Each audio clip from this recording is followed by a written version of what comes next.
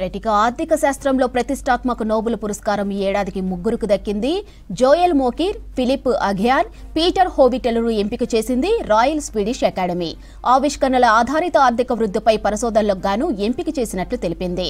ఇక నోబెల్ పురస్కారంలో సగం బహుమతి జోయెల్ మోకిర్కి వెళ్లనుంది. మిగతా సగం ఫిలిప్ హోవిటెలకు దక్కుతుందని నోబెల్ కమిటీ తెలిపింది. జోయెల్ మోకిర్ అమెరికన్ ఇజ్రాయెల్ ఆర్థిక శాస్త్రవేత్త.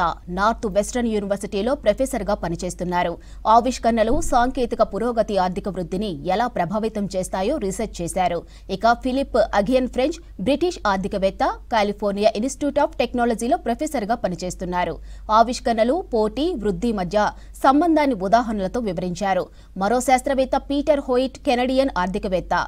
బ్రౌన్ యూనివర్సిటీలో ప్రొఫెసర్గా పనిచేస్తూ ఆవిష్కరణలు ఆర్థిక వ్యవస్థపై రీసెర్చ్ చేశారు.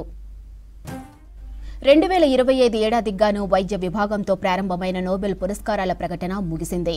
డిసెంబర్ 10 నోబెల్ గ్రహీతలకు అవార్డులు అందించనుంది నోబెల్ కమిటీ.